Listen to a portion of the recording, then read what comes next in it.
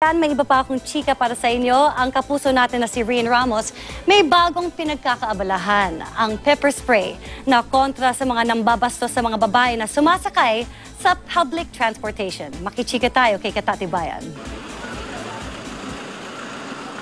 Sino mag-aakala na may kitang kapuso actress sa si Rian Ramos na aktibong nangangampanya na protektahan ng mga kapwa niya babae ang kanilang mga sarili. Personal na dumayo sa Ayala MRT Station si Rian kasama ang kanyang Cyber Rian Fans Club para mamigay ng pepper spray sa mga babaeng commuters.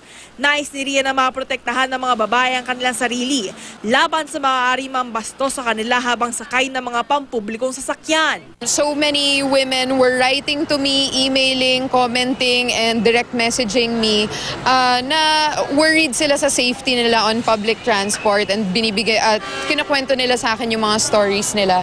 So ako naman, I was inspired to somehow help them feel safe. Ayaw ni Rian na mayroon pang mabiktima ng sexual harassment para bigyan ng leksyon ang lalaki na nambastos sa kanya. Imbis na kasuhan ni Rian, hiniling na lang daw niya sa kanya na mamigay ng mga pepper spray sa mga babaeng commuters. If ever may mangyayari sa atin while we're walking around, kung naglalakad tayo, hawak natin bag natin, hinold up, 'di ba? Anong gagawin mo? Baka mag-freeze ka, takot ka. So I just want them to be empowered to defend themselves. Namigay din si Rian ng chocolate sa mga commuters. Katatibayan, updated sa showbiz happenings.